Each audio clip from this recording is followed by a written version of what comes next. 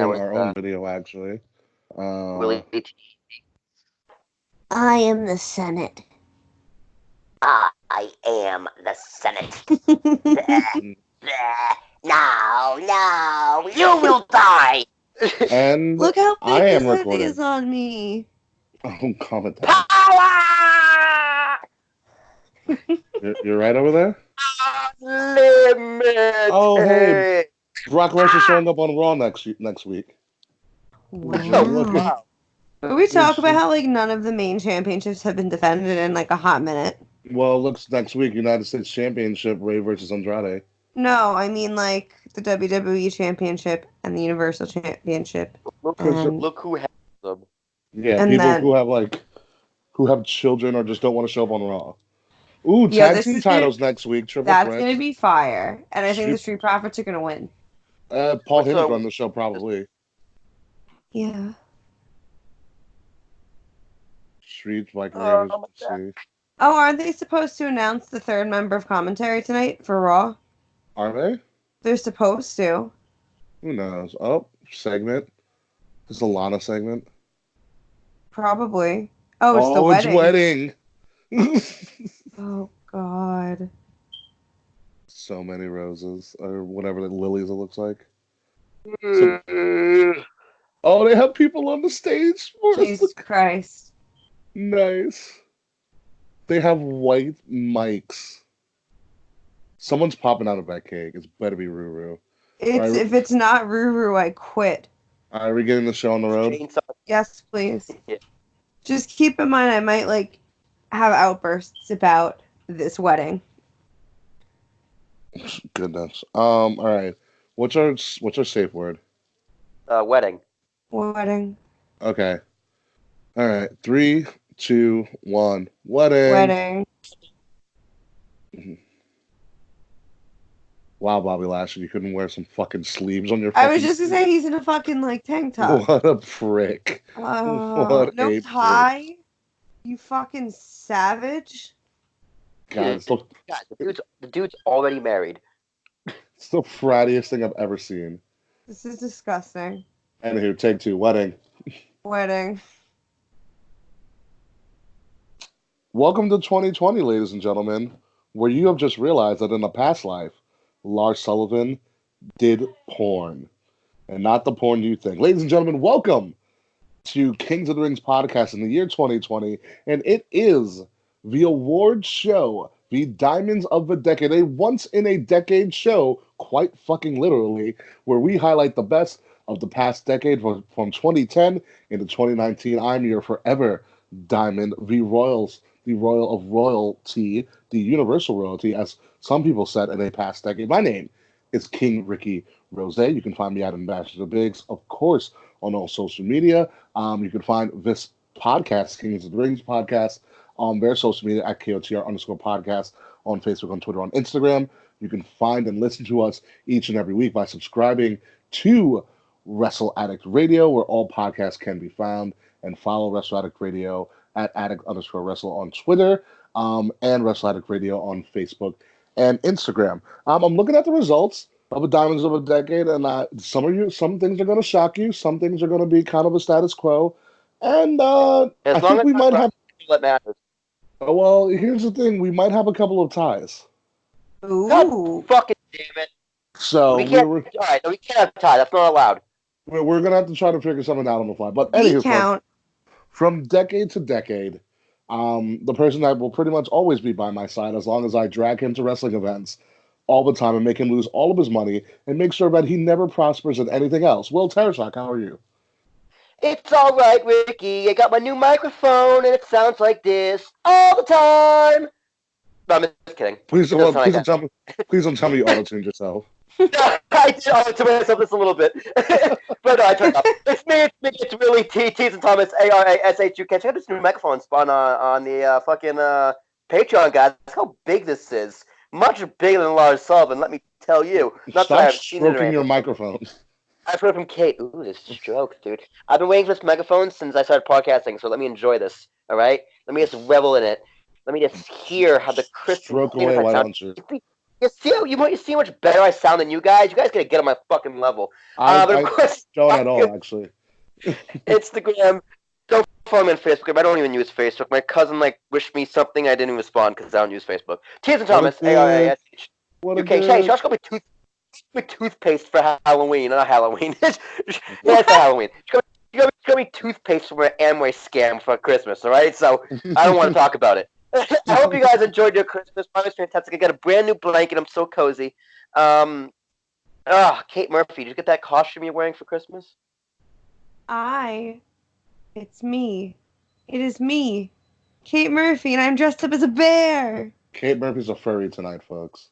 I am That's not rhyme. a furry. I am just committed to the greatest joke ever written. I would It's the also worst like to joke point ever out written, and you're a furry. I'm not a furry. I'm not. She's a Berenstein bear. Look at these paws. Berenstein Catch Kate. these paws. Sounds like something a furry would say. Absolutely not.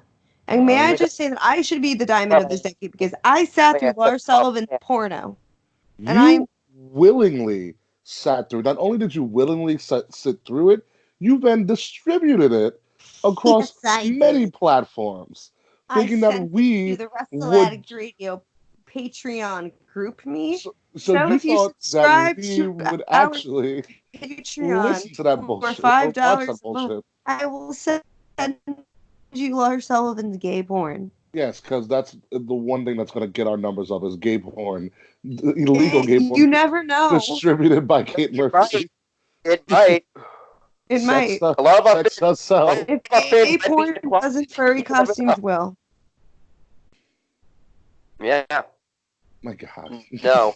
None My of God. those are gonna happen. We are really kicking off this year in such a grand You're fashion. kicking it off in high fashion. This microphone certainly will. It's beautiful. I love it. Will And it goes stroking right his up to my- microphone. It goes right up to my face. I don't have Gentlemen to and move. queens. I don't have to move.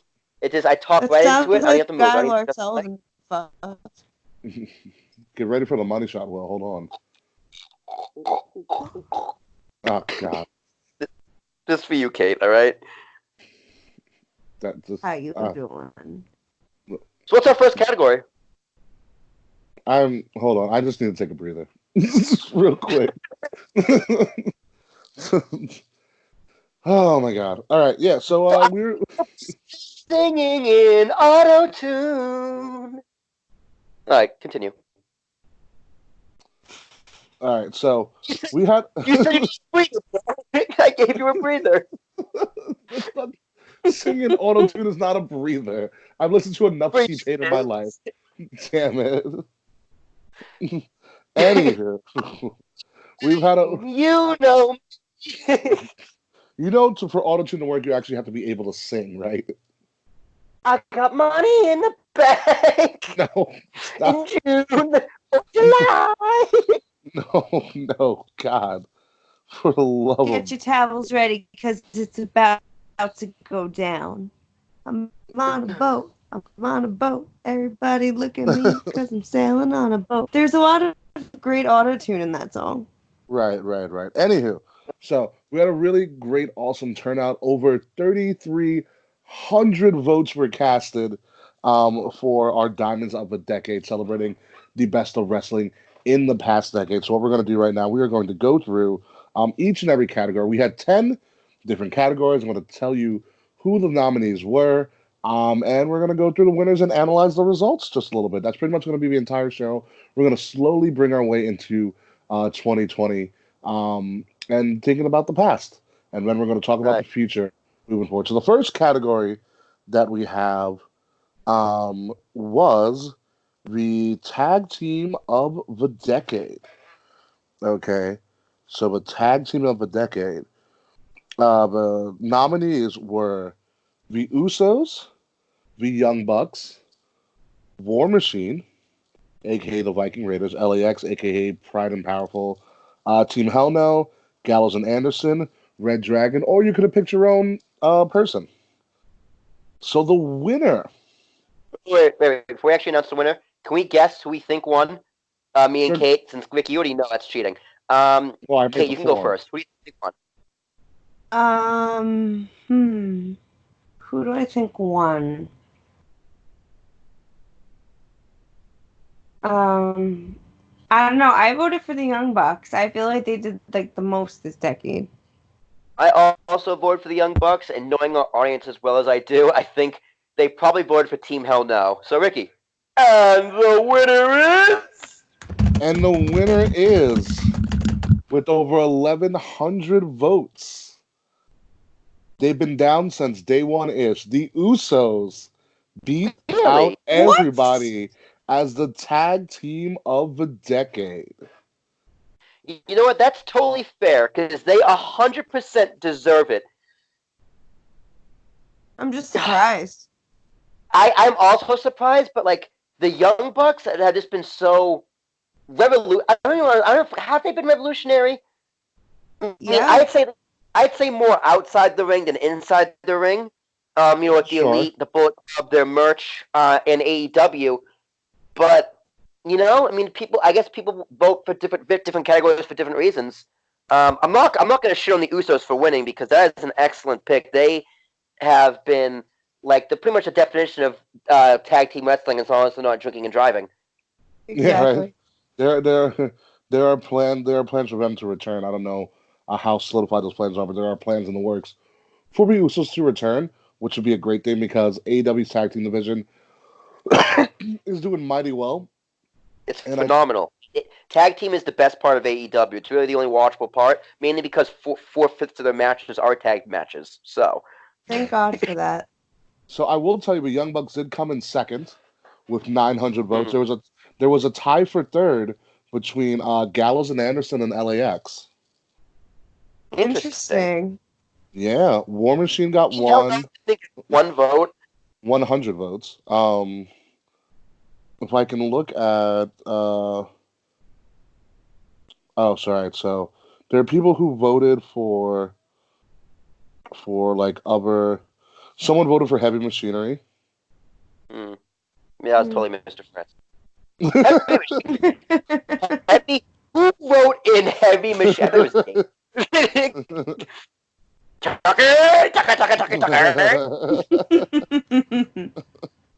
Yeah, someone Heavy Machinery was one.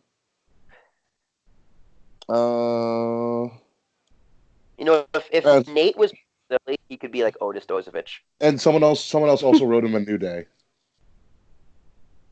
But didn't we nominate the New Day? For faction. For faction, not for tag team. Okay. I thought we could have done both, but okay. Speaking of which, let's move towards faction of the decade.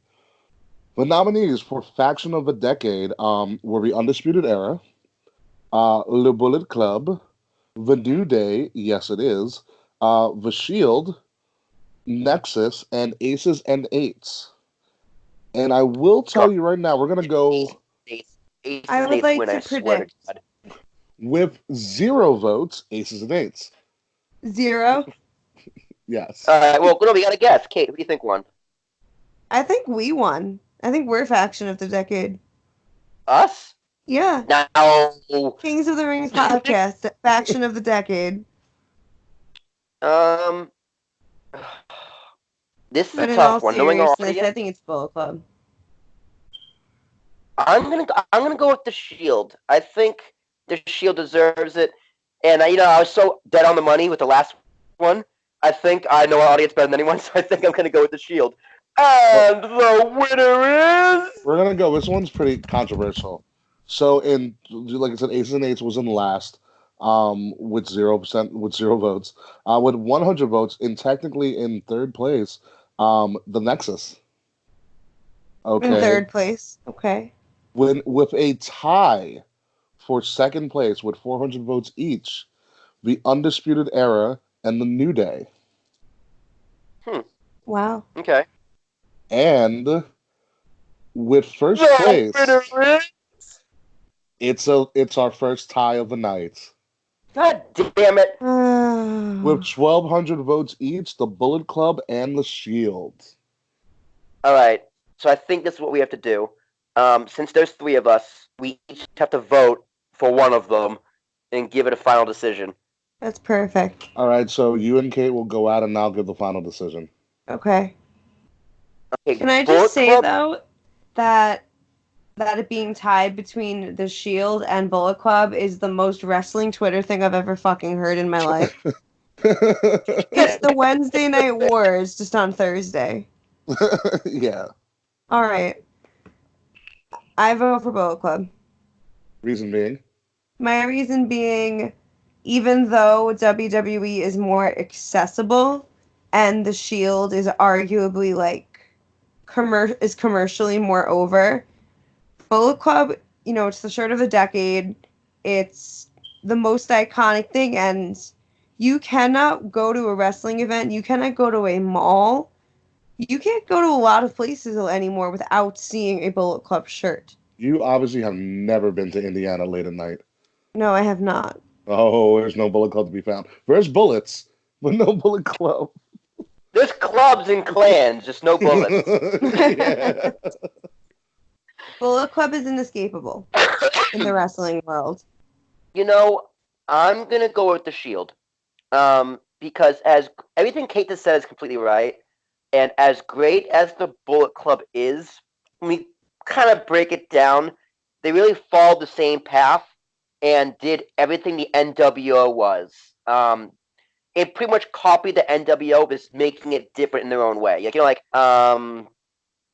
Same movie, different actors. While the Shield was, I think, pretty much completely original. How they came in, the three guys. It's only those three, and the fact they all left megastars.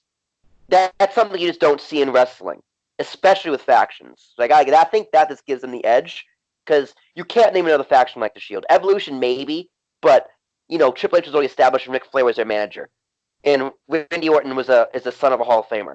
These guys are three unknowns. I give it to the Shield. Here's what I'm thinking. I mean, I like both arguments.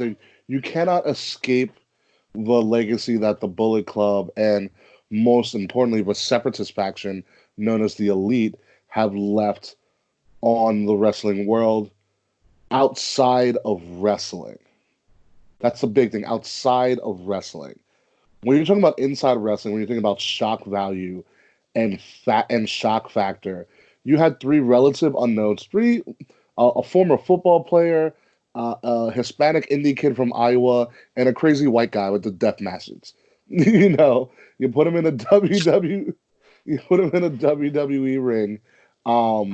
You just kind of force themselves upon each other, and it's like one of the first times in history, as Roman Reigns said once, where the faction made the superstars, not the superstars making the faction. And I think that's a huge thing to think about. If not for the Shield, these guys aren't as big as they are right now. But like when you look at Bullet Club, AJ was fine without the Bullet Club. Mm-hmm. True. Fergal for the most Finn Balor was pretty much fine without the Bullet Club. Adam Cole would have made it eventually. Kenny Omega and the Bucks were fine without them. Cody was doing crazy great without the Bullet Club. They didn't need that to elevate themselves. Where the Shield used the thing that they are a team and they are a faction in one of the truest forms of a word faction. They never switched members. There was never this trade off between leaders and stuff. They stuck together between every sort of iteration. They would leave. They would do their own things. They become megastars. They come back to massive pops. And they were like that till the end. So I have to give it to in terms of faction and revolutionary and some we haven't seen before and some that made you pop all the time. And I probably will still make you pop because right now Bullet Club is old and Bullet Club's dead. No one cares about Tama Tonga. Sorry. I don't care how big your Twitter following is or how much of a dick you can be on Twitter. No one cares. But people will still care years later about the Bullet Club. You know why? Because it's three people. Imagine you got to picture the Bullet Club like the Beatles. You can name all the Beatles. I mean, not Bullet. You got to pick the Shield like the Beatles. You can name all the Beatles. You can name all. Sorry, yeah, I fucked up. Sorry. You can name all the members of the Beatles. You can name all the members of the Shield. Mm-hmm. Ringo, baby. Ringo's I'm John Lennon and Paul And I think that's what makes the other one got shot. And I think that's what makes them, like really iconic. There's like you can name them all. Good factions and good groups don't just switch members. I'm Ringo, baby. I'm a star. So we're gonna give us the faction of the decade. It's gonna be the Shield. Congratulations. Yay. Honestly, both are right answers. So, like Kate Yeah. said, the most wrestling Twitter thing ever. Yeah. Thanks, Yeah. guys. All right, next one we have here. It is Company of the Decade. So the choices were WWE. I separated NXT. Yep. New Japan Pro Wrestling, Ring of Honor, Progress, Evolve, and some people voted for some other stuff. So, Will, who do you think won? Oh my god, if Nate's fucking like Wisconsin League won. Phone, all right? It's got to be NXT. It has to be. It speaks for itself. Kate Murphy? I agree. It has to be NXT. Oh, there's a lot of extras coming out for this wedding. Yeah, what is happening? The winner in a landslide is NXT. Over All right. with over half the votes, 1,700 to be exact. Who was in second? Second was a tie between WWE and New Japan, What? and then third was Progress. Let's see what the individual choices were. Somebody voted for someone voted for AEW. Did we they're not stupid. nominate AEW? No, they've been around for a month and a half. I'm not I know, nominating but still. I do want to touch upon New Japan because, we did talk about it in our previous show, but New Japan did make leaps and bounds of growth as a company. And this somebody past nominated year. Impact. What was that? That was probably no, it wasn't me. Who watches Impact? Does Bones watch Impact? Who still watches Impact? French watches What? Impact. Of All right, course, that's Left what was watches that. Impact. But like at this next decade, I feel like New Japan had built up all this big wave of momentum, have all this this thunder. I feel like AEW just took all of it, and New Japan's just like what? What? But they're still It's working together like, now. Now Jericho's going to be going against. You do all the work talking to that hot chick with double D's. She and then she just friends ends you and goes to the quarterback just because fuck you. Wait a minute. That's what. Whoa. Liv Morgan. Great guys. It is bury my point because see that's how fucked New Japan is. You can't move on to live Morgan. New Japan in the next decade. Oh well, and New Japan is not working with AEW because why the fuck not? You have Jericho going up against Tanahashi, and Wrestle Kingdom, and if he wins, How long Tanahashi is that gonna last? All right, end of next decade. You see that happening still? No. End of 2020. Do you still see that happening? I can see. Maybe. Here's what I can see. I can see AEW and New Japan merging because I don't think AEW alone can function. And I think AEW and New Japan become the first ever super league. All right, but where they can do shows all over the world. I mean, so does WWE, but not on the level that maybe New Japan and AEW could. Would it be AEW presents New Japan, or would this be separate together? Because I can't see the leaders of New Japan selling the company. I think they're too proud. I don't think they sell. I think New Japan buys AEW. Or I feel like they do some kind of partnership, maybe like they did with ROH, because they're gonna get out of the ROH deal. Mm-hmm. We'll see.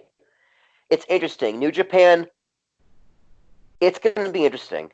I mean, because they have their Japanese following, they have their Japanese stars. Those are going to be there forever. And I think a lot of them are going to be loyal to a very certain extent. Yeah. But AEW just swooped up all the momentum and the American audience. Mm-hmm. Can I just say, though, AEW and New Japan merging into one super company, that sounds like a Mark's wet dream. Yeah, probably. I feel like Dave would just grow hair again. Oh, it's a miracle, guys.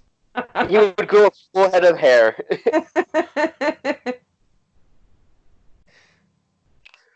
All right, next. All right, next one up is. Liv Morgan. I'm sure no, it's not Liv Morgan. It is pay-per-view of the decade. Okay, so we had an interesting time trying to figure this out. Ooh, what a hit! Football hit. Obviously, we are not watching wrestling at all. Really not. Definitely not. So our pay-per-views are pretty much done by series, more so than an actual specific pay-per-view, which is probably better for everybody. So, so we have WrestleMania, the WrestleMania series, NXT Takeover, Bound for Glory, Money in the Bank, Wrestle Kingdom, All In, and Evolution.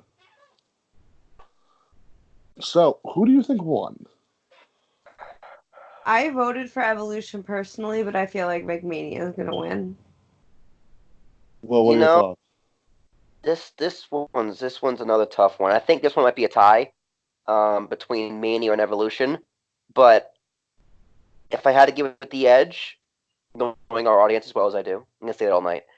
I'm gonna go with Evolution because I feel like a lot of people in our chat are just that PC. But and Our circle in general loved Evolution. Evolution is a fantastic show. Yeah, everybody pretty much we ever associated with, we had moments with at Evolution. In third place actually was WrestleMania. What? Really? In second place. Oh yeah, Takeover. was Evolution. Okay. And in the first place, in a landslide with over 1,800 votes and 54% of the vote. There he is. NXT Takeover was the pay-per-view of the decade, and honestly, I don't fucking blame them. Takeovers are the best. That's a. I might have voted for Evolution because it was one of a kind and something we might not see again for a while. But the takeovers are like 27 for 26 only because the next one hasn't happened yet.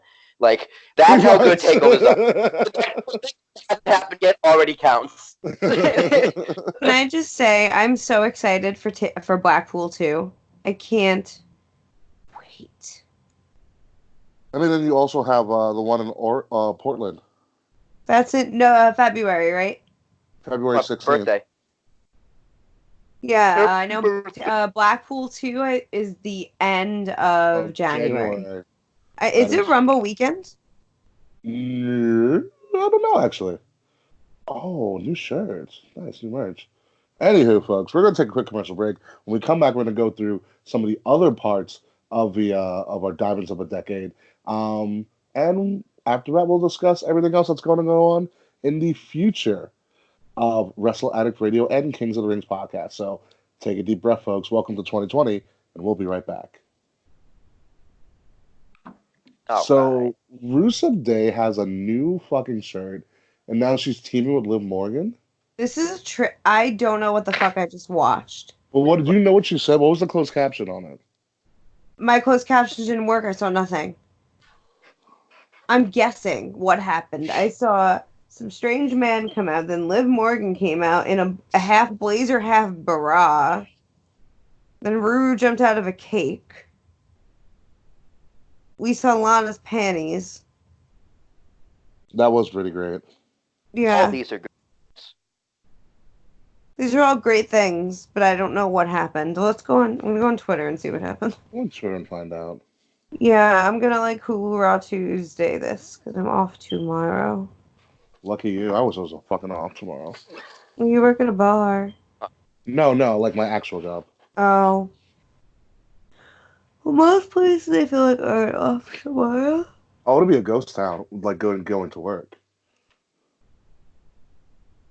Yeah, because it's a Tuesday, they know I can't work Tuesday nights. They can't schedule me Tuesday night, and they have somebody for the morning already, so I got the day off, so I have a 3-day weekend. Because we're closed for New Year's Day. We're closed the day after New Year's Day. Nice. Because we're normally closed Monday, Tuesday, but we were open today and tomorrow. Because of the holiday. So what do we got? What's the Sean Ross Sapp from Fightful wrote, "This is so bad." Robbie Foster, fuck Sean Ross. What in the fuck is going on over at Raw? Apparently the strange man was Lana's first husband, according to Xavier Woods. Nice. He wrote, "Drama. First husband arrives, gets killed by the groom. I can't tell if I'm watching Maury or Passions. Are there more?" Okay. Oh my god, he wife tweeted it, thank god. Who? Fucking Xavier Woods. Of course, because he can't walk. That's all he can do. So he goes, "I cannot breathe." Then he has the drama thing. Then he goes, "Bobby's first wife is here." That's who the random woman was. Bobby is blushing, Lana with the right hand. Liv rocking the equivalent of a mullet in the form of a business suit, and I'm about it. Liv comes out. Holy shit. Liv comes out, reveals her and Lana's secret relationship, and now Lana's got egg on her face. Maybe not egg, but makeup transfer at the very least. Wedding chair still empty. Drama. So wait, Liv Morgan has had a relationship with Lana? Apparently. Vince wrote this. WWE's tweet is the gif of her telling, admitting the relationship, and it says, "You only live once" is here, and she's in love with Lana. Oh, this is definitely a Vince thing. So apparently also Lana's first husband married her when she turned 18. Okay. What the fuck? I can't wait to watch this. This picture's not raw. I feel like WWE just does stuff after a while just to be like, hey, let's just get Twitter people just talking so we could be trending again. Like, how ridiculous can we get so that we become trending? This was stupid. But that's why. Because Twitter people can't stop talking about how stupid something is. Instead of not saying anything, they have to say something, which automatically makes WWE trending because they're going to want WWE to hear about it, so they're going to use the hashtag. It's actually genius on WWE's part. They'll put out stupid stuff just to be trending, which keeps them popular. It's bad press. It's not bad press. Bad press is like punting a baby. Okay. There's nothing wrong here that they did. Oh my goodness. Smart to Death podcast tweeted, boy, like making fun of wrestling Twitter. "Boy, AEW really ended 2019 on a bad note with a cringe Dark Order ending." And then from WWE Creative, "Al Mayo, hold my beer, noobs." Hold my beer, noobs. But so you see that? WWE is trending no matter what. And now people are going to be like, well, what's going on? Then WWE is going to release the YouTube video, which is going to get at least 1.5 million hits. Probably. Exactly. WWE knows what they're doing. Besides, everybody's watching football anyway. You know, I'm they can just put in over. shock. Yeah, I thought Liv was going to be a better thing instead of being Lana's secret lover. That's the worst. Like, that's so shitty. Although, if Lana and Liv do become a thing on TV, that would be interesting. That would also probably really piss off Sonya Deville. Sonya. I was gonna call her Dara Baronato. She tweeted, actually, "Well, my mind is blown." Even she can't believe it, and she's the one who's actually a lesbian. Yo, being a gay wrestling fan is very confusing for me right now. Because hooray, lesbian storyline exposure, but like... Hooray? But not like this. I deserve better. This is the wrong kind of lesbian. You need like the wrong kind of lesbian. You need two butchy chicks, and one that's a little more feminine than the other. You need like what was her name, like Nydia or something like that? What I don't understand is we got the two wrong lesbians and Rusev jumping out of a fucking wedding cake. Are you kidding? That's not Sex symbols as lesbian. That's just a Saturday night at a bar. Exactly. I don't know if you've been out lately, Kate. If But who I see said any Bulgarians jumping out of cakes, I'm running for the fucking hills. you obviously haven't been to the right part of New York City? No, I have not. Or been to the Russian ice bar? That sounds fancy. Yeah, they give you like these really big because it's like -20 in there, so they give you like it's in Moscow, Russia, and they give you these really Yeah. big fur coats. Ooh. But yeah, that is weird. I mean, what is your ideal lesbian situation? I don't know, something with Sonya Deville. Yeah. Because, she's actually a lesbian. I She's mean, act- she's actually a lesbian, which I think would be a little bit more meaningful for a gay storyline. Sure. But I also feel like that adding a lesbian storyline to an affair storyline cheapens it too. Dude, just have Sonya and fucking Mandy start backstage, all right? That's what we need. Like that, Straight. Yeah, like they're yeah, about to because break Vince up right wants that. now. Vince If is they gonna could break just him up.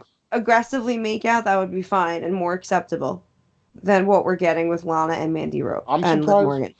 I'm surprised Vince hasn't tried to attempt to do that too. Sonya's probably like, fuck no, I'm not doing that. Well, because Sonya has a girlfriend, so Yeah. it also happens to be the same one that Seth Rollins cheated on his first fiance with. That's so Really? funny. That's the same girl? Yeah, the Zara bitch. Yikes. Yeah, this girl just gets around. I guess she likes the WWE locker room. I guess so. Yeah. How does Becky Yeah. feel about that too? I wonder. I was reading an article about their Seth was talking about their first kiss and just wanted to fucking vomit. Why is it as bad as it's? Is He's Seth a bad just life so speaker? he's just cringe. No, he's just cringy, and I just don't like him anymore. Like I think their first kiss was like Vince- Royal Rumble weekend last year, and it was so perfect.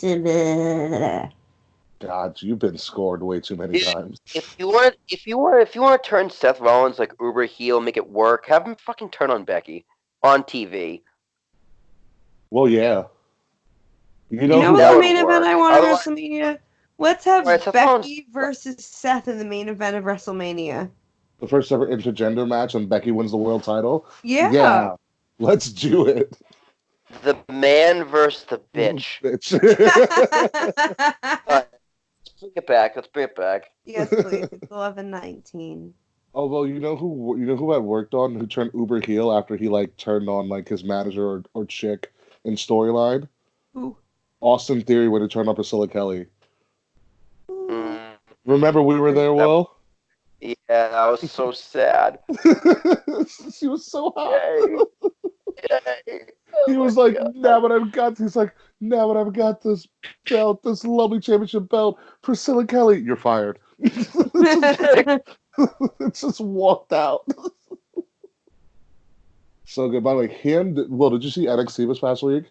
Yeah, dude, him and Roderick Strong went up for like 3 segments. I was like, damn, this match got Holy shit, it way was so much amazing. time. Yeah, he's. Remember what Gargano said? He's probably gonna main event WrestleMania 46. Yeah. Yeah. I was like, that's about enough time. You know what it was? Like he didn't have the presence Yet, because no one knows who he is yet.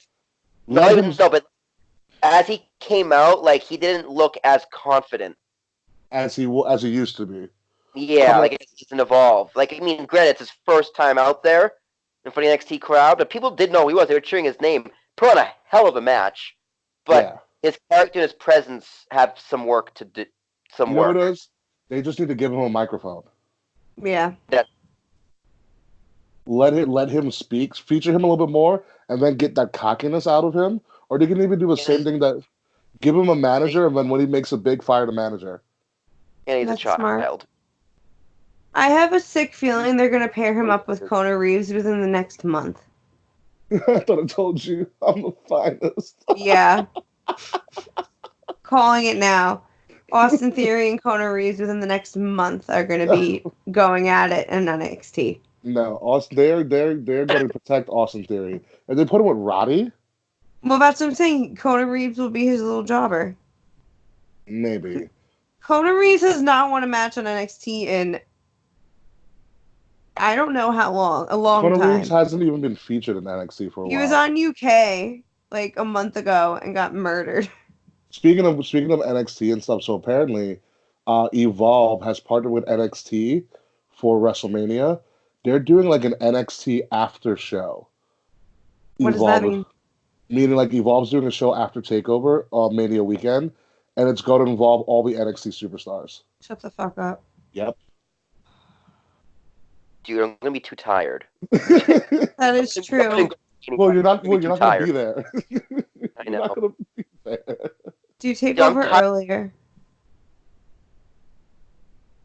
Do take over at 2 p.m. But I want to see what this after party is. It said they're going to be featuring like a lot of the NXT people and the winners from Takeover. So we'll see Lane's what going to happens. be here before we know it, guys. It's almost be less than 3 months. Yeah. Because I have to buy my I got to buy Charles and I got to buy our hotel rooms. You didn't book your hotel yet? We're going to. I need to get this next paycheck next week, and then Charles and I are gonna put money on because we're getting a hotel pretty much in walking distance to everything except for the stadium. Perfect. So it'll work out. But Charles, I'm not.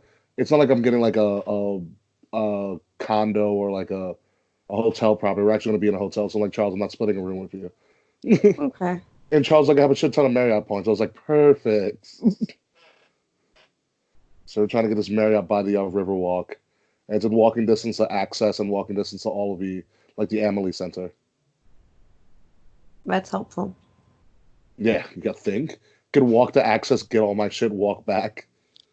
You don't have to find a post office. Yeah, I'm not gonna be like Dave and buy all this random shit. That's my favorite thing. I'm sorry. That's one of my favorite things I saw in 2019 was Dave at fucking Access. Yeah, that was a tame Dave. Remember the year? Oh, you weren't there. The year I went to. We were at Orlando. Mm-mm. God, Dave bought so much crap. He bought so much crap. He had to like ship one of his suitcases home earlier No way. Like with his stuff in it? with all his memorabilia in it. Yeah, Oh my god. yeah. It was. Oh my God, ridiculous. Anyway, all right, let's get back to this. Mhm. Ready? All right. And welcome back, ladies and gentlemen, to the Diamonds of a Decade award show, the only show of this decade that you will be hearing, where we highlight the best of wrestling from 2010 to 2019. So let's get this show going with our next category from Diamonds of the Decade, which was, give me a little second. Get out of here. Oh. Oh. Wow, are you auto-tuning your booze? No. I should have, though. You're a liar. Promo. I'm not, I swear. Are you sure? Are you sure? Now you're doing it now, aren't you? Boo!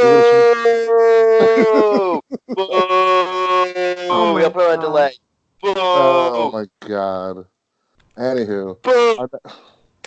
can I do my thing? No, that Are you echoed. done? Are you done?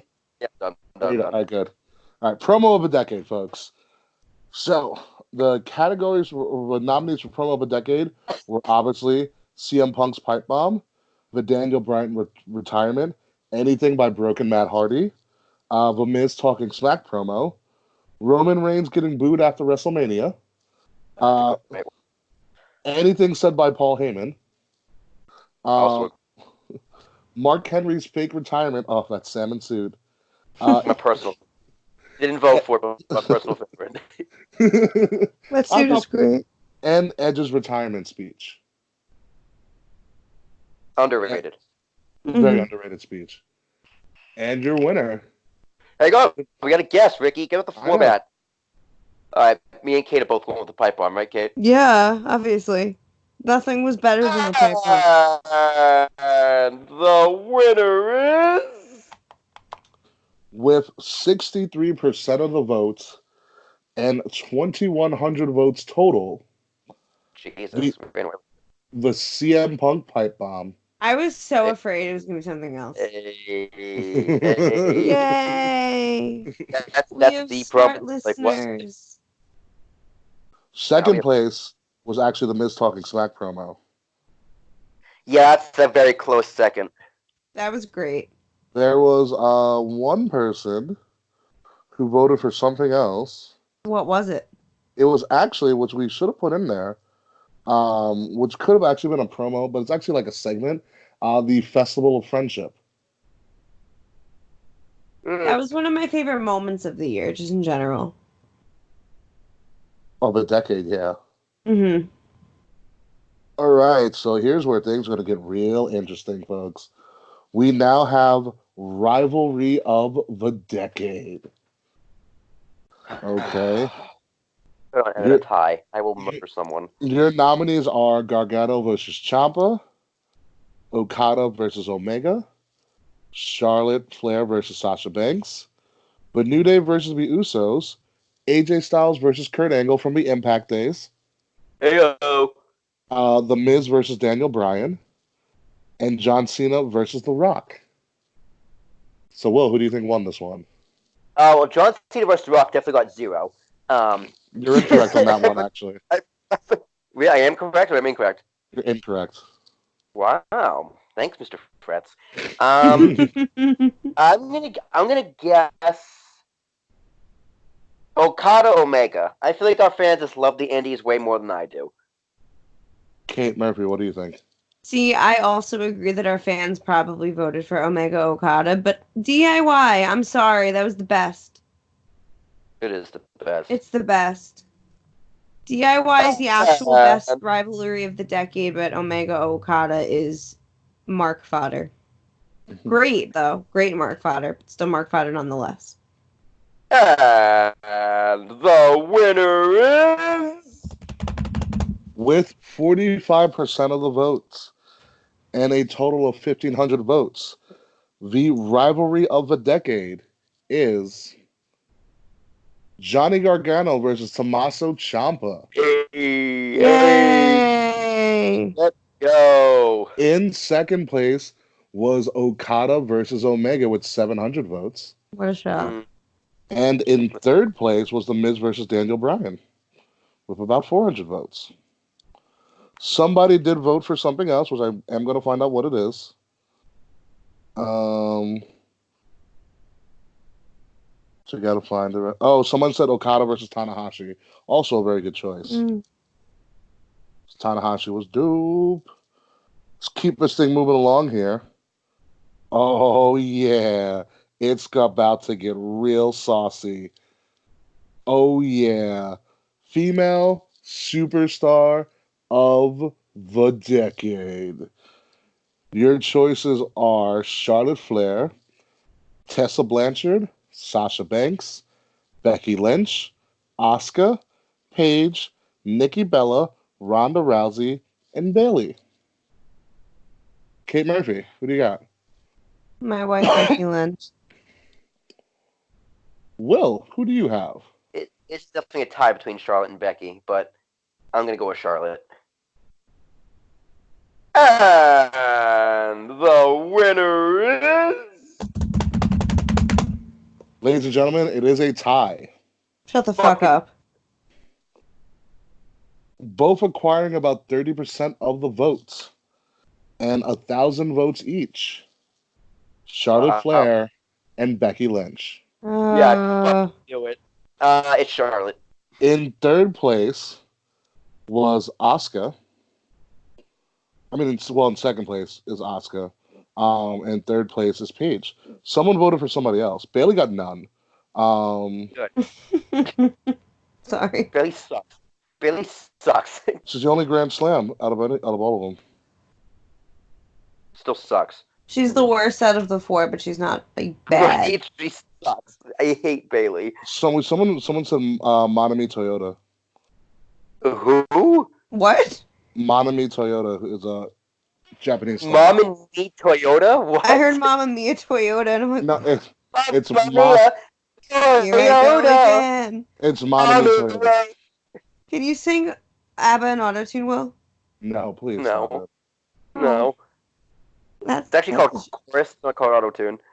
it. And It's the called other one's auto-tune. called Cathedral. All right, guys, argue it out. Kate, Becky Lynch, well, Charlotte Flair. It's Charlotte. All right. So It's Charlotte. She speaks for Becky. herself. Becky's title reign No. meant more than Charlotte's title reigns. Charlotte Reigns has a fuck ton of title reigns for like. What was Becky for 2016? Becky did more between 2016 and 2019 than Charlotte. Charlotte did a lot, but her title reigns didn't mean as much. Her title reign, she just keeps acquiring so she can beat her dad's record. That's true, sure, but she is the figurehead of that division. She is the money. She is everything of that division. She is the backbone of that division. We wouldn't have had nearly half the accomplishments we've had in women's division without Charlotte Flair. If Charlotte Flair wasn't wrestling, women's division probably wouldn't exist. Just because. I think she's that important, and she's that good, and she's grown that much. And Becky's had a great past 2 years, but the decade, a lot of it, she's kind of been irrelevant. But how much of that is because of the push? Remember, this isn't a sport.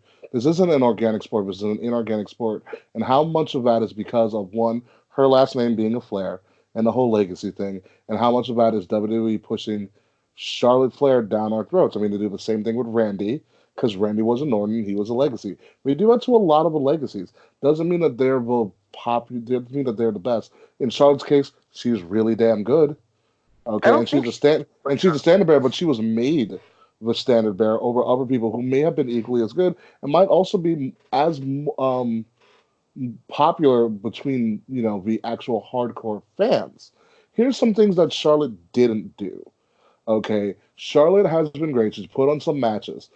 She headlined WrestleMania. Charlotte's never been the number one overall merch getter, male or female. Charlotte is no longer the longest reigning Raw Women's Champion, which is a giant testament to what Becky has done and how little Charlotte's reigns have been. And I'm not trying to shit on Charlotte, but there's a lot of things that we kind of gloss over because she's a Flair. And with that name, you kind of think, oh, all right, she deserves a spotlight. But does she really? I'm kind of just playing devil's advocate here. I don't think she deserves a spotlight all the time. And I've had that frustration with Charlotte Flair for years. I don't deny her talent, but her push is mostly because of her legacy. Becky earned everything she has gotten. Becky did all on her own. Yeah, 100%. 100%. And she's had a great 2 years. But Charlotte's had a great decade. Charlotte had a good 5 years. Okay. Well, yeah. None of the women have either of them. None of the women in the women's division have done consistent great work over the last 10 years because most of them haven't been in the division for 10 years. Put it this way. Since Charlotte and Becky essentially started at the same time, right? Essentially. Essentially. Give or take a few months or 6 months, right? It might have been 6 months to a year. I forgot what the exact dates were. It was like 6 months to a year or something like that. Okay.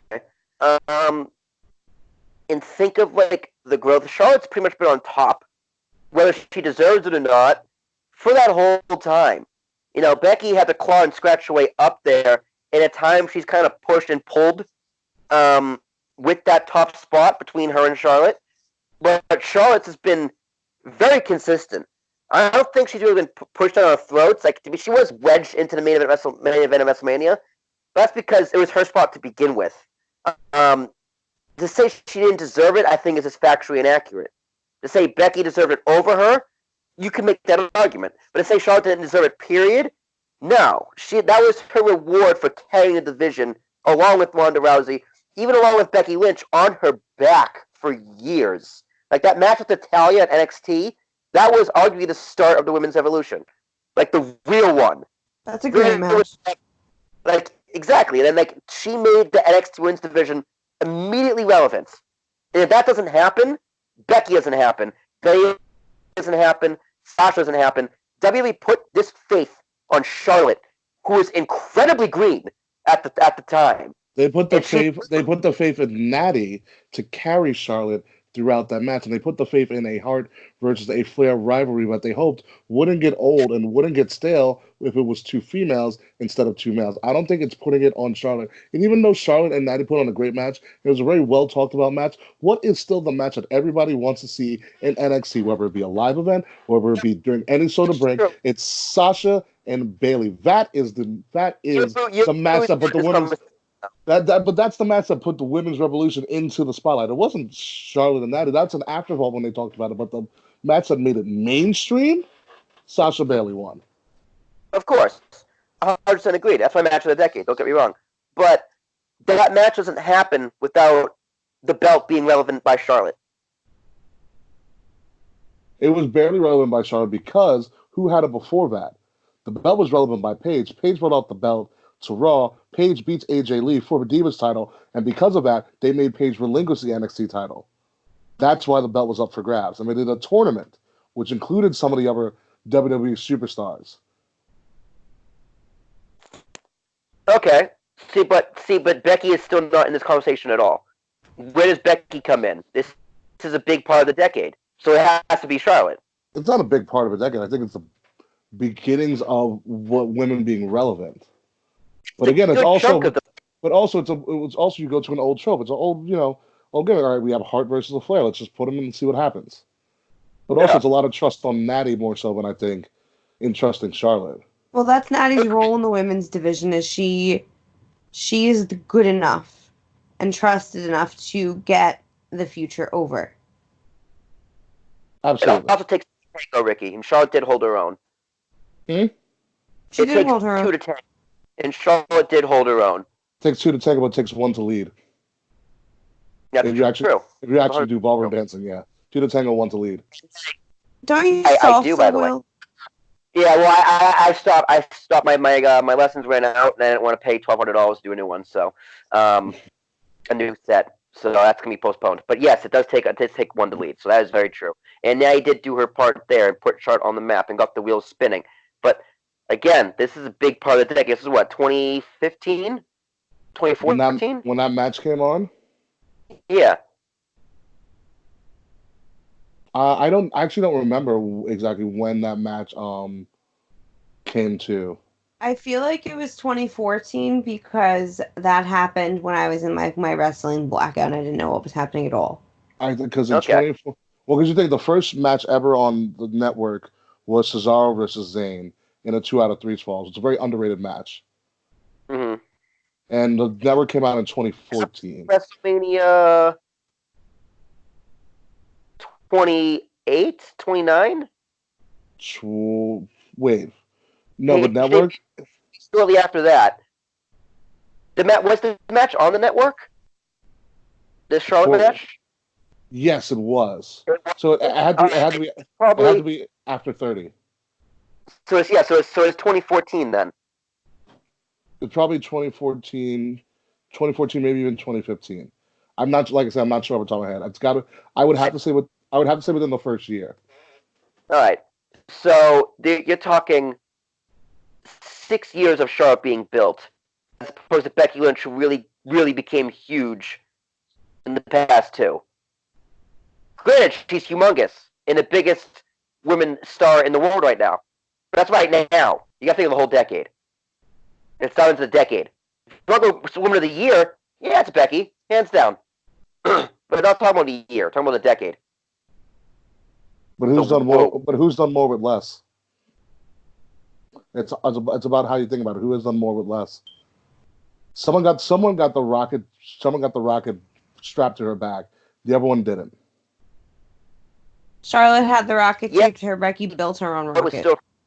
The rocket was strapped. It took longer for Becky to get there, but Becky has made the most of her time since building her rocket. But so was Charlotte.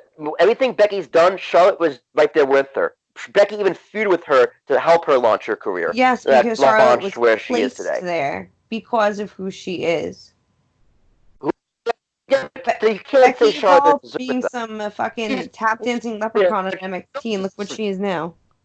Like, Roman was placed there, but he's still. I'm not gonna say he didn't deserve it. Sure, he was shoved, but he still deserved the spot. He was he was getting an organic build, and then he got injured, and then they shoved it, and it fucked it up. Well, we're not gonna have that argument again. The guy said anything about Roman. He was not getting organically built at all. Wasn't working immediately. He was getting organically built, and then he got injured with the hernia. That was the whole succotash promo you completely forgot about. No, that was after suffering. That was after suffering succotash. No.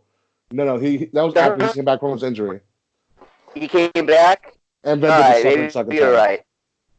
All right, maybe you're right. I don't remember shit like that. But Charlotte was still side by side with Becky on the same playing field the whole way. Place or not, she was still there. Accolades are accolades.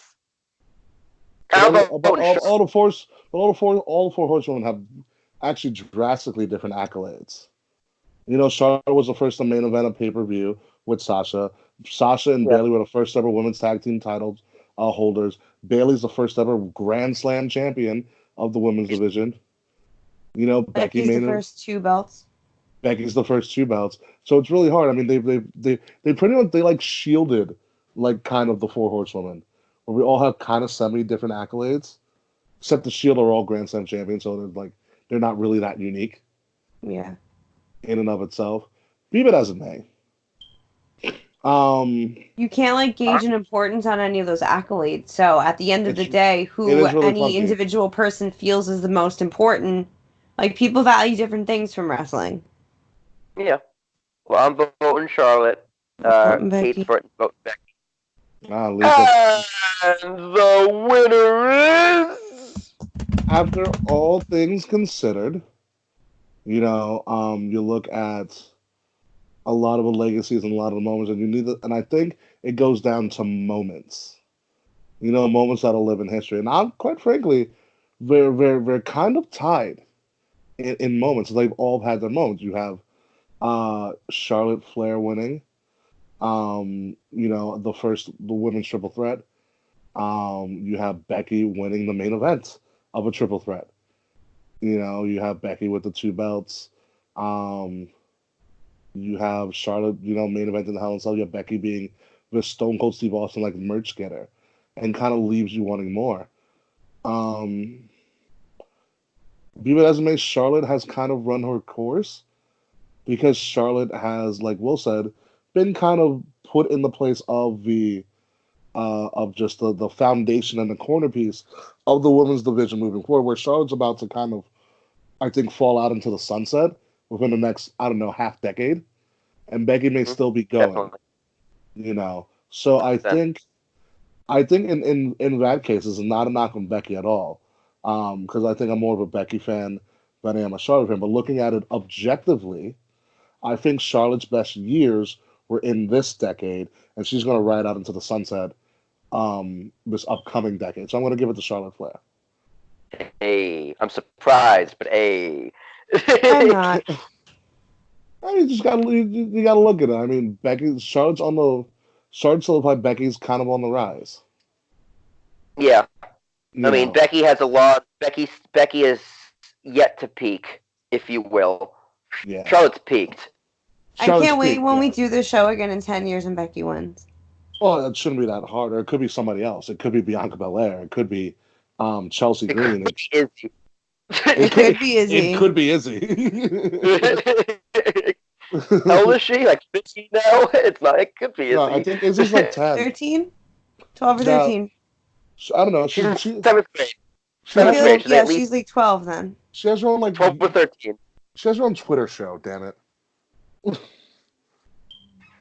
Oh my god! I wish I had her parents.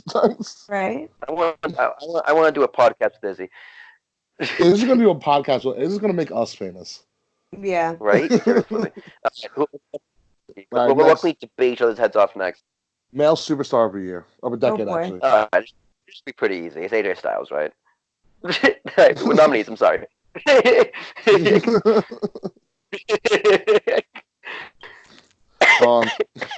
You're right over there, Will. Yeah, I'm good. Bless you. Does not sound like you're okay. All right, here we go. Male superstar of the decade coming up. Your nominees were, as I'm pulling up the card, Mm.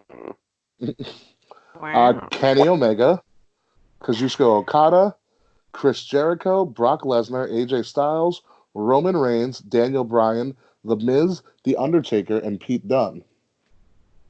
We didn't talk at all about Pete Dunne on I our put in previous Pete shows. Dunne because I put him in after the fact because he freaking deserved it. He's the longest reigning champion in wrestling's modern era. Mm-hmm.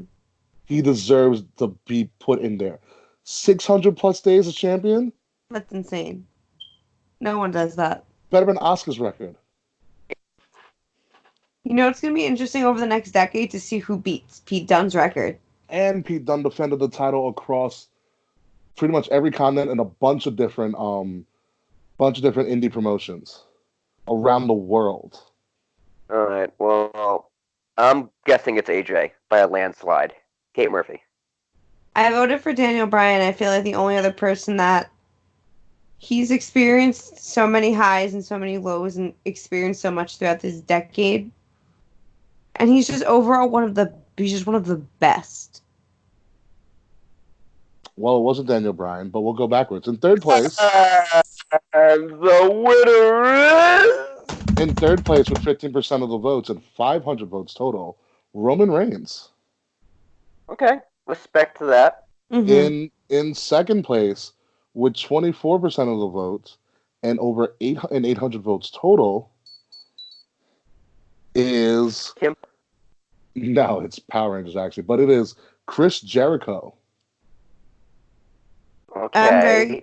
interesting. Not look at Chris Jericho's No, I decade. agree. I'm just surprised that many They people get voted for Jericho. Brian and AJ Styles in the top 3 is interesting. Mm-hmm.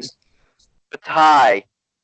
And for first place with 33% of the votes and 1,100 in total, the phenomenal AJ Styles. Wow. A good Where is choice. Daniel Bryan? Daniel Bryan was actually in fourth. Wow. I'm Shocking. surprised. Well, I am surprised as well, but AJ Styles 110% deserves this honor. He does. And I'm going to call him after I'm not like, you're mad. welcome, ass. Tied for fifth was Pete Dunne and Kenny Omega. That's interesting. Mm-hmm. I don't know why we put The Undertaker in here, but I know why we did, but all right, final. The fact that he's still wrestling, why he deserves that honor. Yeah. Okay, final two categories we have here. Match of the decade. So this one is interesting. Oh boy. Okay, so we have Omega versus Okada with 2 out of 3 falls at NJPW Dominion. We have Andrade Cien Almas versus Johnny Gargano for the NXT title and NXT Takeover Philly. We have AJ Styles versus John Cena at SummerSlam. We have the end of an era Hell in a Cell match, Undertaker versus Triple H, with Shawn Michaels as your guest referee. You have Johnny Gargano versus Tommaso Ciampa at NXT Takeover Chicago. You have Bayley versus Sasha Banks, NXT Takeover Brooklyn 1. CM Punk versus John Cena, the Money in the Bank match. Kofi Kingston versus Daniel Bryan, WrestleMania 35. AJ Styles versus Shinsuke Nakamura at New Japan Pro Wrestling Wrestle Kingdom. Okay. We also didn't talk about that match. Oh, here's a couple other ones we didn't talk about. Ricochet versus Will Ospreay, NJPW Yes. Best of Super Juniors. Ooh, I forgot about that match. All the flippy That's shit. awesome. And last but not least, Tyler Bate versus Pete Dunne, NXT Takeover Chicago for the NXT title. The Love. match. That's shame on us, all right? That last one. Hey, Vicky, it's mainly shame on you because you cream your pants over that match. Yeah, and it's also the match that started Pete Dunne's 600 plus day title reign. That was my Yeah. favorite match that year. That was the match of the year. It was perfect. Do you know how good that match was? I talked about it to people for like 2 months straight. I'm like, yo, did you see Pete Dunne and Tyler Bate in Chicago? Did you That see match was so good. The first person to shake their hands when they got out of Gorilla was Pat Patterson. it? Wow. Like, they made a name for themselves after that match. So who do you think won out of all of this? I have no idea, dude. There's I don't either. no It was pretty fans well spread besides.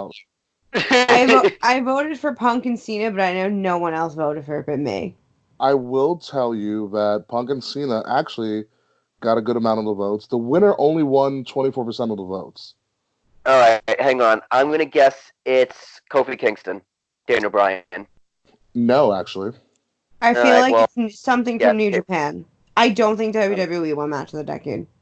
So I will tell you, as I'm just looking at the numbers really quickly,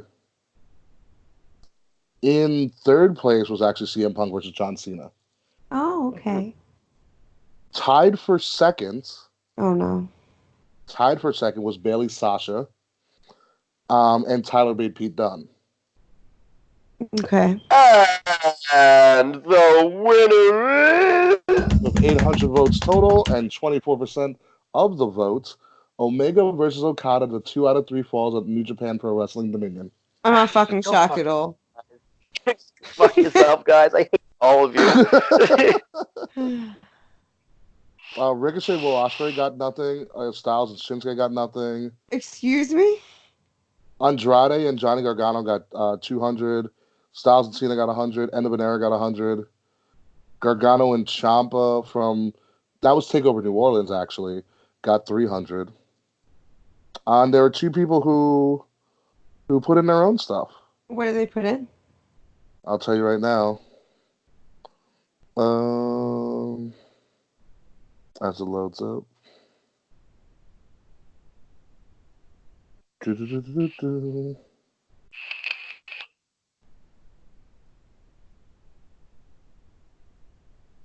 Oh, someone said Undertaker versus HBK. Yeah. Yeah, 26. 26.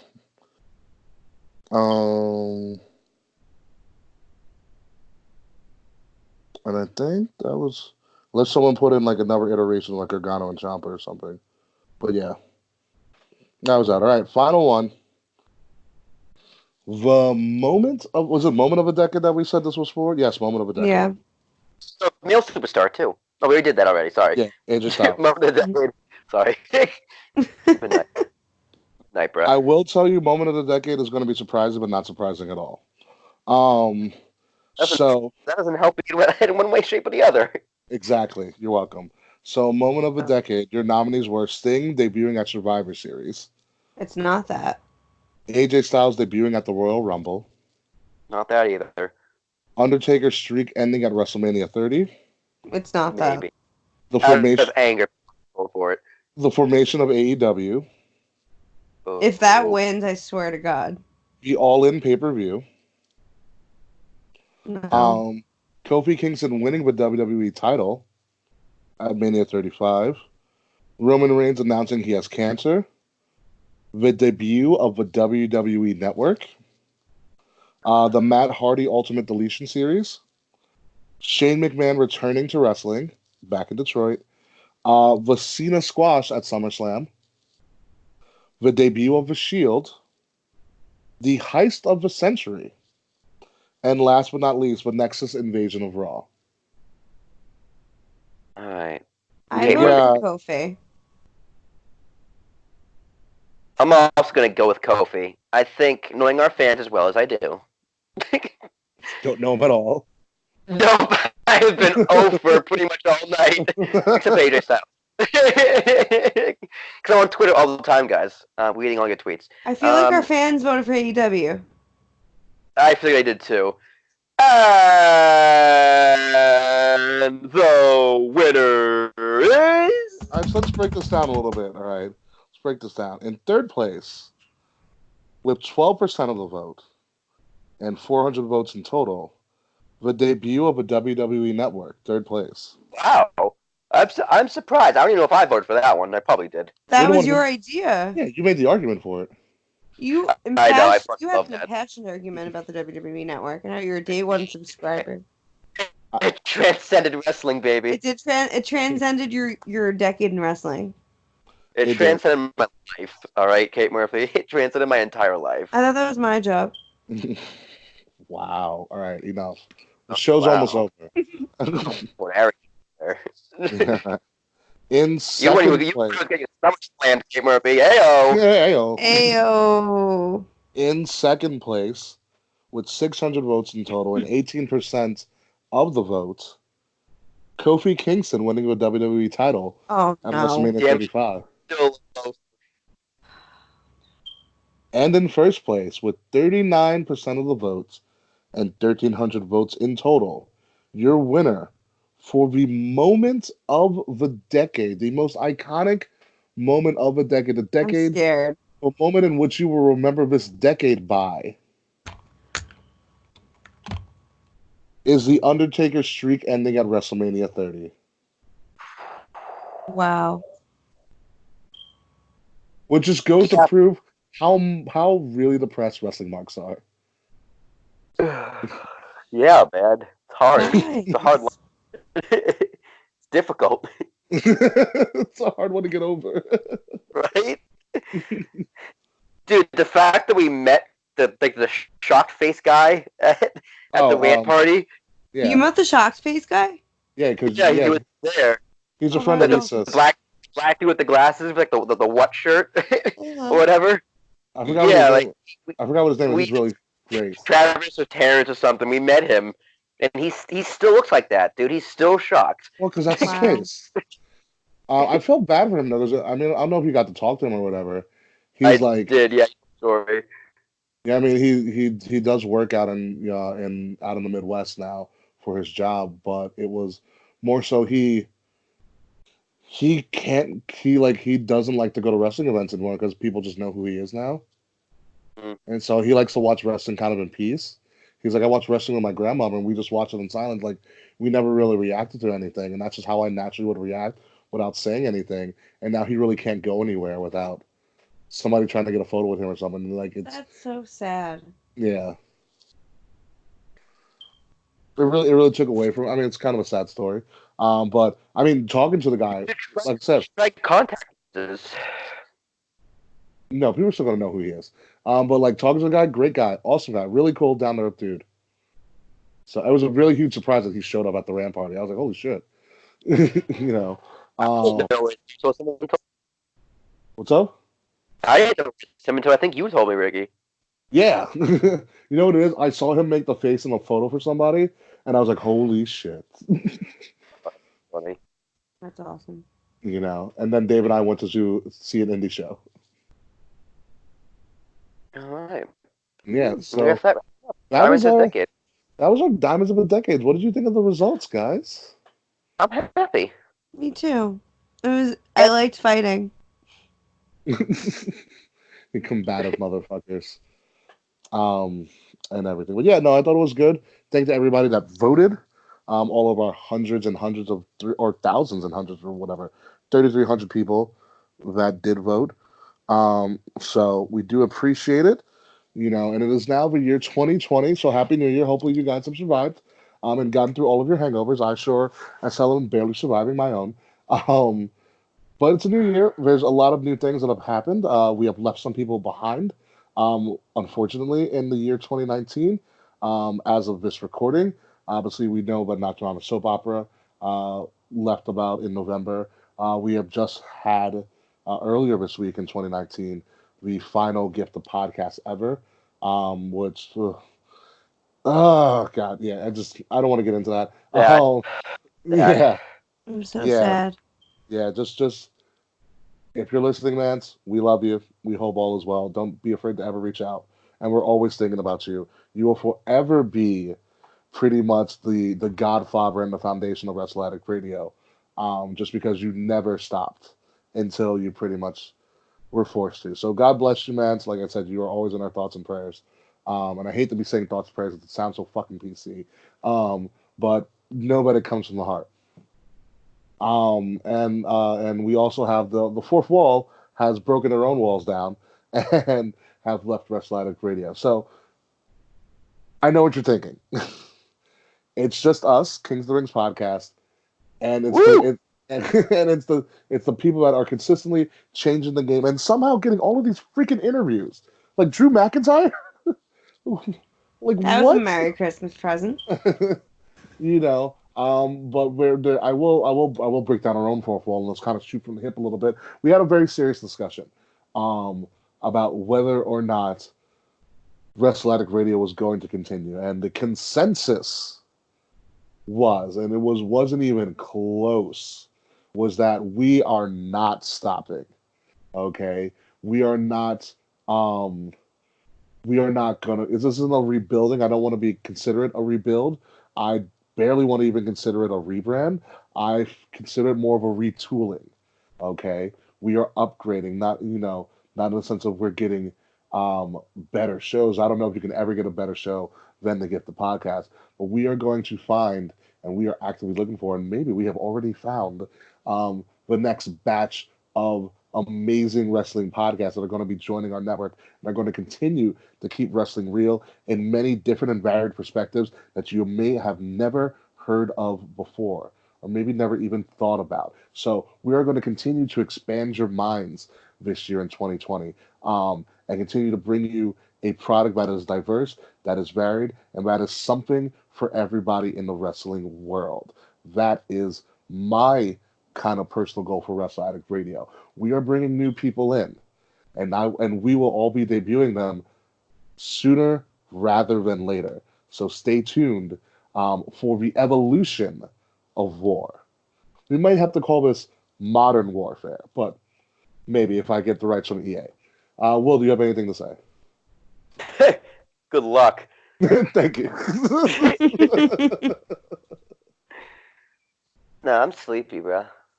I don't know. I don't know if that's your real voice or that's your fucking auto-tune voice.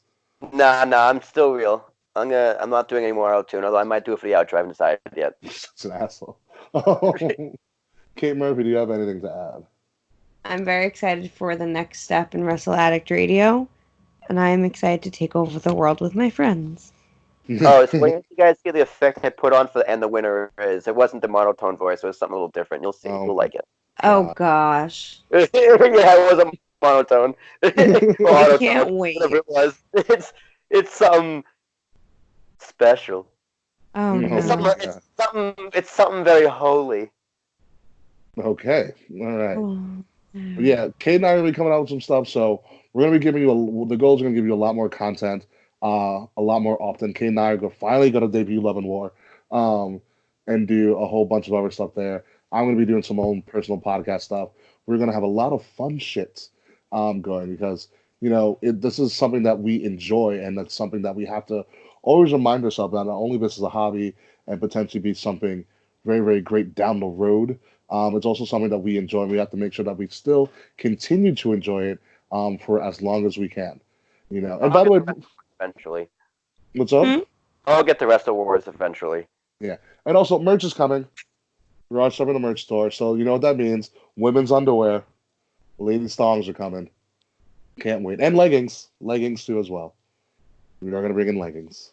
Can I get my face on a banana hammock? Maybe.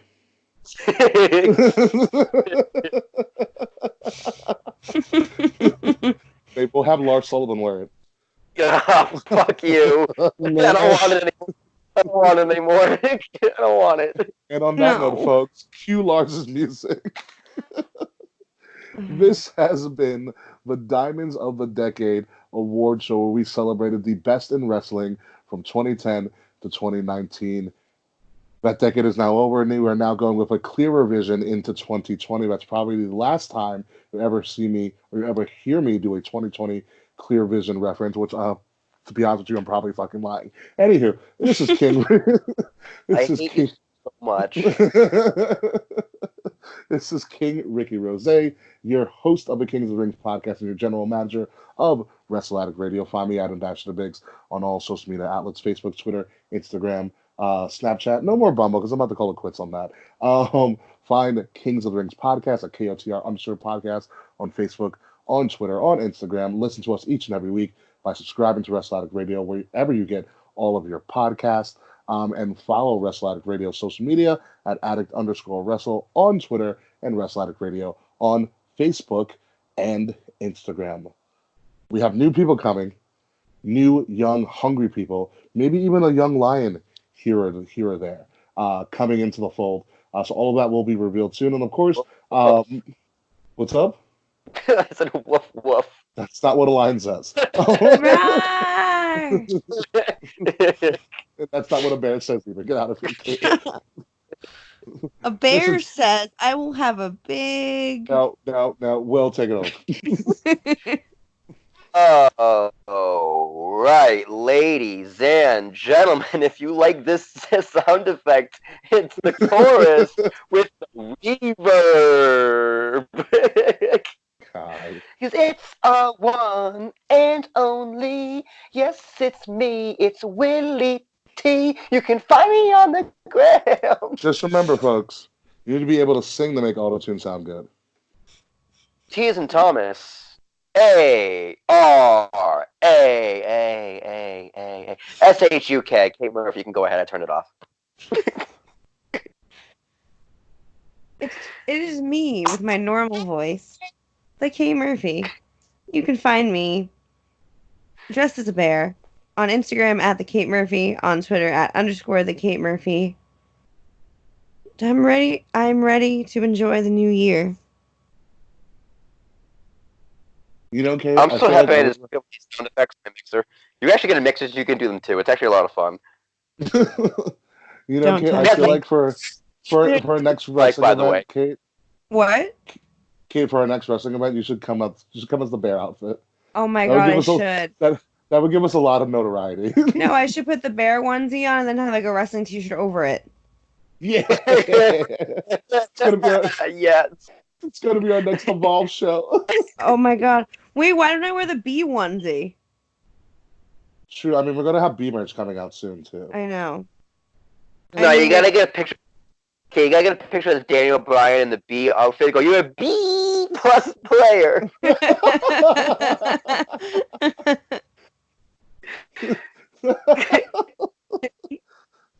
Yes, as you see, we have many aspiring goals in the wrestling world, and much So more other things to come this year in 2020. So happy New Year, folks! Buckle up, get ready, because Wrestle Addict Radio is coming back with a brand new army to assemble. So if you look on your left, we'll be here, there, and everywhere. This is Kings of the Rings podcast. Goodbye. Kings Good night. of the Rings. Can I say it, Jesus? And fuck you, Slack. And we'll see you next. Happy New Year, bitch. Happy New Year. I did all that with an echo. Oh I did the whole show with an echo. The whole thing. my You hear god. me 4 times. No, could you imagine how annoying I do? I would go crazy in my headphones. By the way, anybody get my On Your Left reference? No. No. Because I said we're gonna be. I said something about how we're gonna be there all the time. So if you look on your left, because I said we're bringing a whole new army with us. So if you look on your left, aka Marvel from Endgame, on your left. Oh. That's the end game. You still haven't seen it yet? I don't What number is this? 178. 178. Thank you. Well, you haven't seen the greatest cinematic experience of all time. Saw Star Wars. It was all right. No. Star Wars stole from Endgame.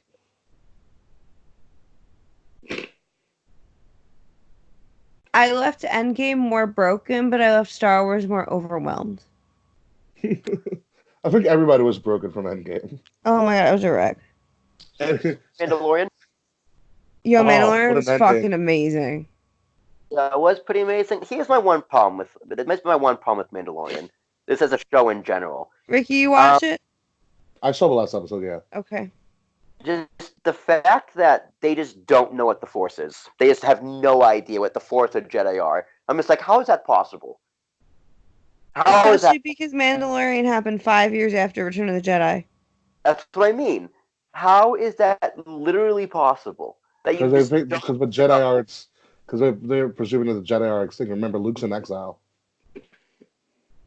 No, but how do you but like Darth Vader was a thing 5 years ago. Yeah, but the Empire is destroyed. No, but he's saying, how do people not have like the conscious memory of the Empire? And that was something that was 5 years ago. Because the Empire's not there anymore. Now somebody else is trying to take over. Like it's kind of like a Wild Wild West right now. What do you mean?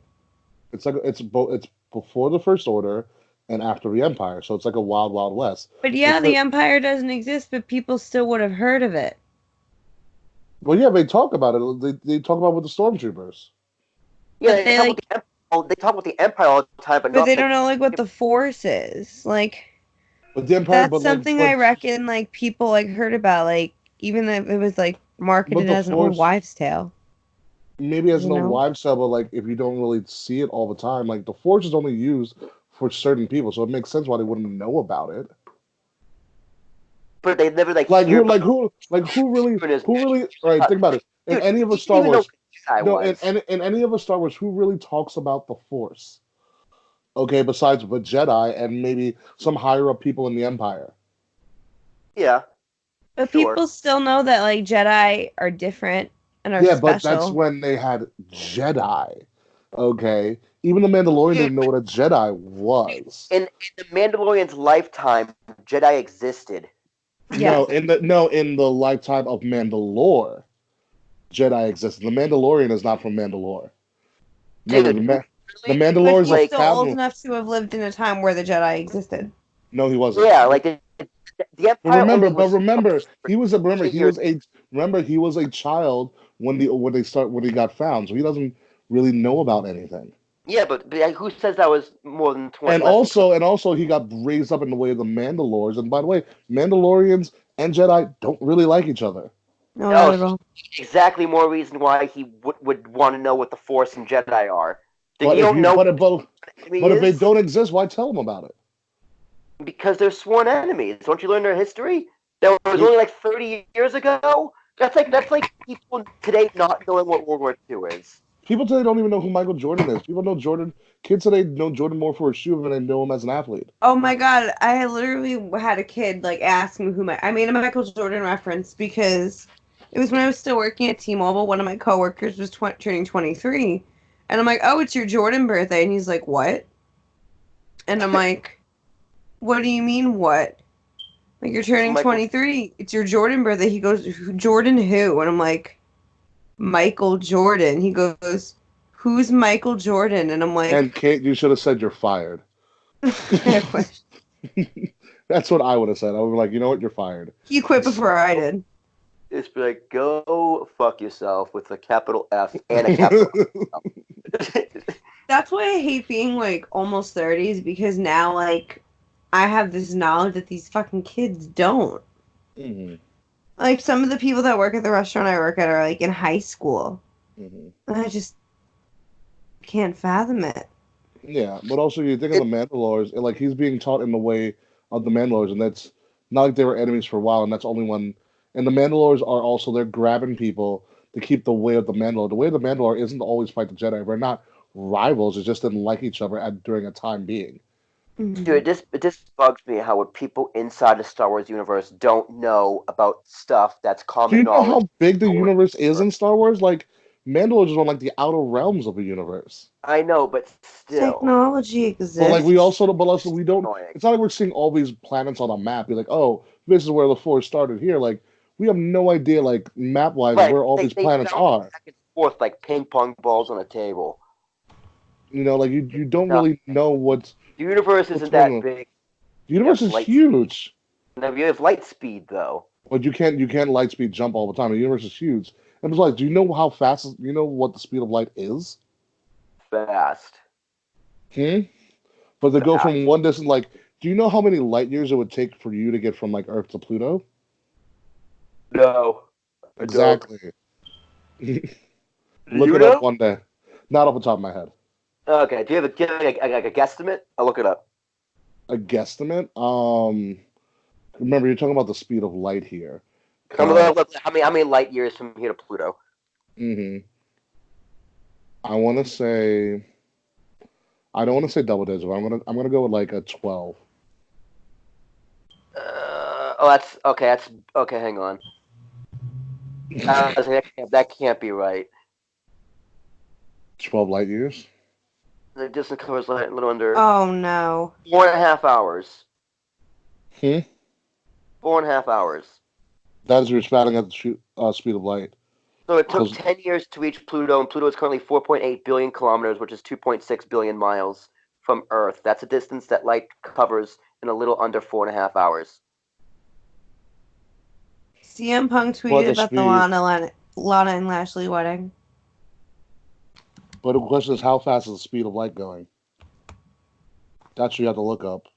Okay. How many light years would it take to get to Pluto? Yeah, 4.5 hours. That is if you're going at the speed of light. Yeah, The light years. speed of light is 6.706 to the eighth millionth in miles. Hold on. Speed of light in a vacuum, also it has to be in a vacuum.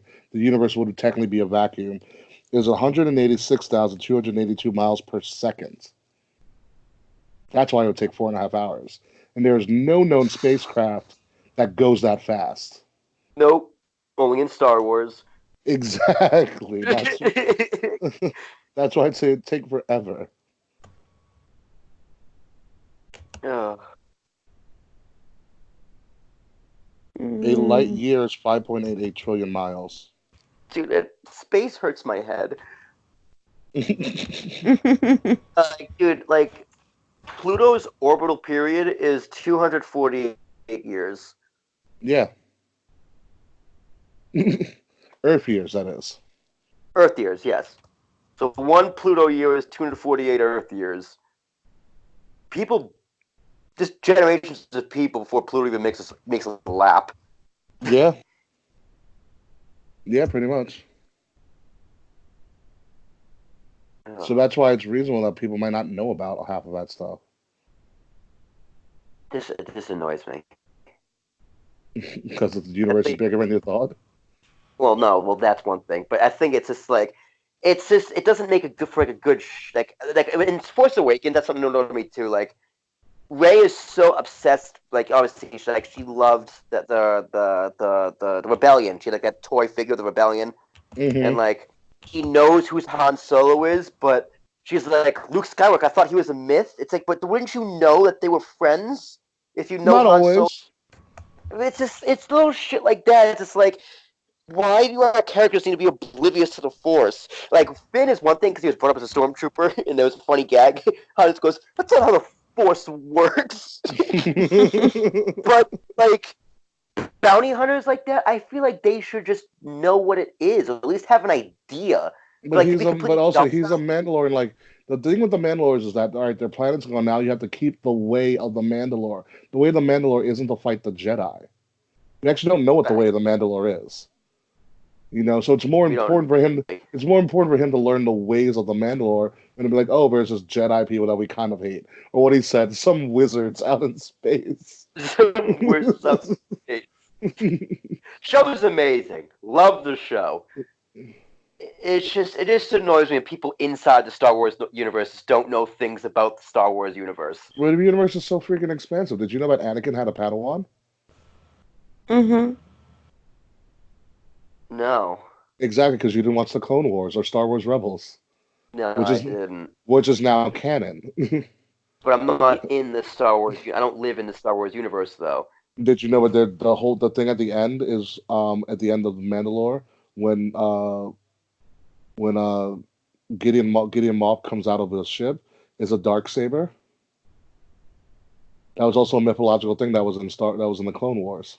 Yeah, it's like that's not a lightsaber, but it's like I called it a laser sword.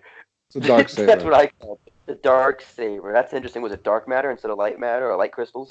something like that. It was something that existed in like the Clone Wars when magically like disappeared. Uh, And also one of the voices that Ray hears about like, oh, we're with you at the end of Force Awakens. Not Force Awakens, my fault. At the end of Rise of Skywalker. Like when you hear all the Jedi voices again, yeah, yeah. one of them is from one of the Jedi's that gets that's a big part of the Clone Wars. That's cool. Did you see the meme? It was like it said all the voices in the pictures. The last one was Samuel Jackson. It's like, kill that motherfucker.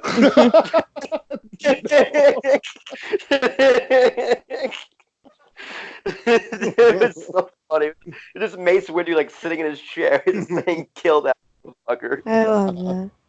All right, y'all, I'm going to bed. Kill that motherfucker. I love the internet. Oh, yeah, I'm gonna go to bed. I'll I'll talk talk to you guys tomorrow.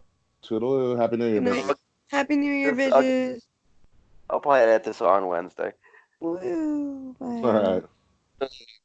Peace. Yeah.